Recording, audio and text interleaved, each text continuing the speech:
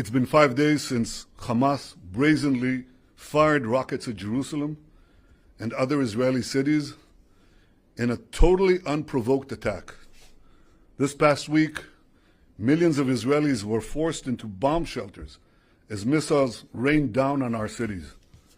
Several Israelis have been killed, many more have been wounded. You know, and I know, no country would tolerate this.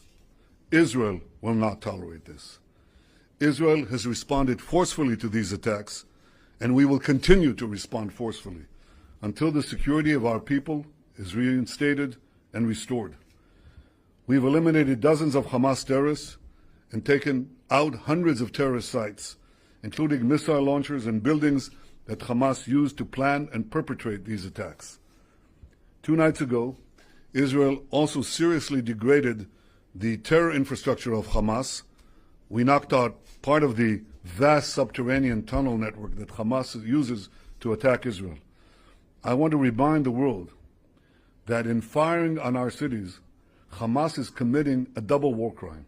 They're targeting our civilians and hiding behind Palestinian civilians, effectively using them as human shields.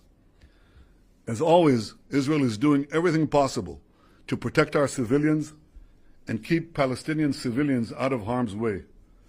We demonstrated this yet again today when we warned civilians to vacate the building used by the Hamas terror intelligence. They vacated the premises before the target was destroyed, and that's why you don't hear of casualties from these collapsing terror towers, because we take special care to avoid these civilian casualties, exactly the opposite of Hamas. Defeating Hamas does not only serve Israel's interest, it serves the interests of all those who seek peace, stability, security in the Middle East. I want to thank Israel's many friends in the international community who have strongly backed Israel's action in defending ourselves. I want to thank the President of the United States, Joe Biden, and I want to thank the many countries, including European countries, that flew the Israeli flag in solidarity on their government buildings. No one should have any equivocation about the choice that is so clear here. And I want to thank President Biden for his clear and unequivocal support. You cannot equate a democracy that values life with a terror organization that glorifies death. I also want to say a word about the violence we've seen in recent days within Israeli towns, from Lod to Bat Yam, from Akko to Haifa. The Jewish state will not tolerate pogroms against our citizens. We will not allow our Jewish citizens to be lynched or to live in fear of murderous Arab gangs. We will not tolerate the torching of synagogues and the torching of property.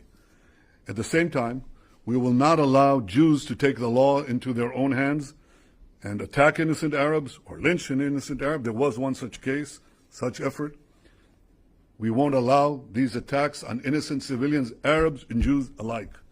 To tolerate this unacceptable vigilantism and violence is to pave a way to anarchy. Israel is the Jewish and democratic state where all our citizens, Jews, Arabs, and everyone else, are equal before the law and will receive equal protection from those who enforce the law. I am fully confident that Israel will be able to deal with these threats from without and these threats from within. I'm confident in our army, I'm confident in our police, and above all, I'm confident in the resolve and determination of the people of Israel. Just as we've always done, we will weather this storm and emerge stronger than ever. Thank you.